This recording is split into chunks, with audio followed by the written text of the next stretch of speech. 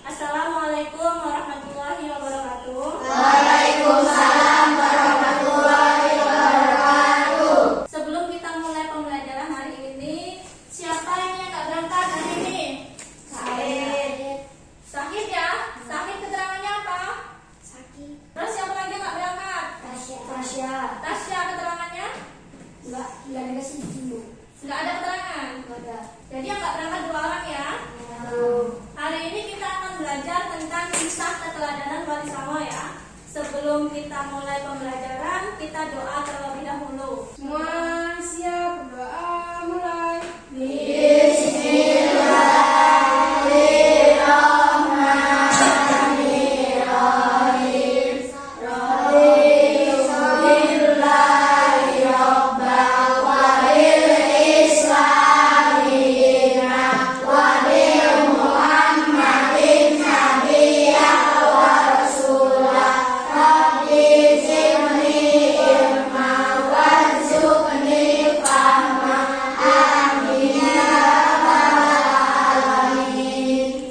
Nah anak-anak, tahu nggak gambar apa ini? Orang.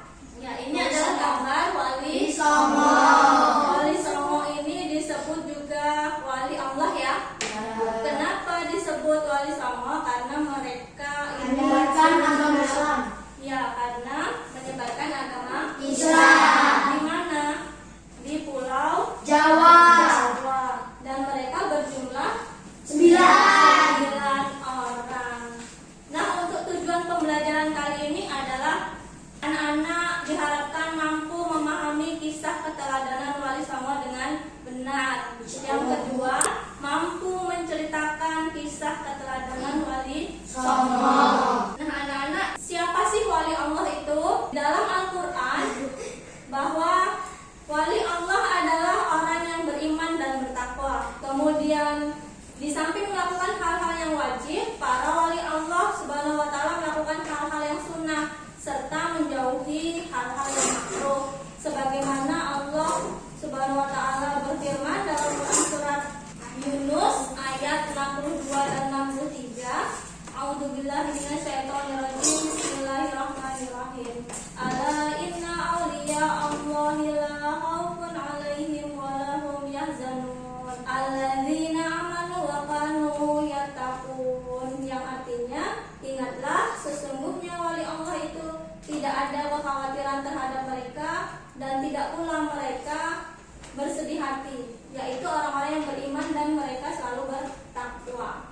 Nah, kelebihan para wali Allah dibandingkan manusia biasa seperti kita ya, ini ada 2 kelebihan wali Allah. Jadi wali Allah ini memiliki keimanan. Wali Allah adalah orang yang beriman dan bertakwa. Keimanan mereka tidak dicampuri hal-hal yang bersifat syirik. Mereka tidak mengakui adanya kekuatan selain Allah Subhanahu wa taala. Jadi mereka ini tidak percaya terhadap selain Allah. Yang kedua, ketakwaan wali Allah. Keimanan para wali Allah bukan sekedar pengakuan, tetapi keimanan mereka menghasilkan ketakwaan. Mereka melakukan yang Allah perintahkan dan menjauhi yang Allah larang. Mereka tidak hanya menjalankan yang diwajibkan oleh Allah, melainkan juga melaksanakan amalan-amalan sunnah dan menghindari perkara yang haram. Tadi apa? Wali Songo siapa yang salah satunya tadi? Wali Songo. Wali ini berasal dari kata bahasa Arab ya, yang berarti wakil. Songo ini berasal dari bahasa Jawa yang berarti 9. Jadi wali Songo ini adalah mubalik ya, mubalik yang menyebarkan agama Islam di Pulau Jawa. Dari Jawa Timur hingga Jawa Barat. Nah, yang pertama adalah Sunan Gresik. Sunan Gresik nama aslinya adalah Maulana Malik Ibrahim. Maulana Malik Ibrahim disebut Sunan Gresik atau Sunan Tandas. Dia lahir di Samarkand, Asia Tengah. Maulana Malik Ibrahim disebut juga Syekh Maghribi. Beliau ahli pertanian dan ahli pengobatan. Sifat welas asih dan ramah kepada semua orang membuatnya disegani dan dihormati. Jadi kisah keteladanan Sunan Gresik adalah beliau ini memiliki semangat mendakwakan Islam dan mengajarkan keterampilan hidup dengan bercocok tanam. Jadi kalau kita sekarang ini banyak yang bercocok tanam, itu mungkin ajaran dari Sunan Gresik. Yang kedua Sunan Ampel atau Raden Rahmat. Sunan Ampel ini disebut sebagai sesepuh oleh para wali. Makam Sunan Ampel terletak di Masjid Ampel, Surabaya. Sunan Ampel mendirikan pesantren sebagai pusat pendidikan. Di antara santrinya adalah Sunan Giri dan Raden Patah. Kisah keteladannya adalah Sunan Ampel mengajarkan falsafah, yaitu moh limo. Pernah dengar nggak moh limo? Yang pertama adalah moh main, atau yang berarti tidak boleh berjudi. Ya. Kemudian yang kedua moh ngombe, berarti tidak boleh minum minuman keras atau tidak boleh mabuk-mabukan. Yang ketiga adalah moh maling atau tidak boleh mencuri. Yang keempat moh madat, berarti tidak boleh menghisap candu atau ganja. Yang terakhir adalah moh madon, berarti tidak boleh berzina. Jadi ajaran atau kisah keteladanan Sunan Ampel adalah ajaran moh limo. Jadi tidak boleh melakukan 5 hal. Kemudian yang ketiga Sunan Bonang atau nama aslinya adalah Magdum Ibrahim. Sunan Bonang ini adalah putra dari Sunan Ampel sekaligus muridnya. Yang ketiga adalah Sunan Bonang ya. Beliau lahir pada tahun 1465 Masehi. Bonang ini adalah sebuah desa di Kabupaten Jepara. Beliau wafat pada tahun 1525 Masehi. Kisah keteladanannya adalah cara beliau berdakwah ini dengan bijak dan ikut berkesenian bersama rakyat. Sunan Bonang sering menggunakan kesenian rakyat untuk menarik simpati mereka. Beliau memasukkan alat musik bonang kepada seperangkat alat musik gamelan. Beliau dikenal dengan sebutan Sunan Bonang.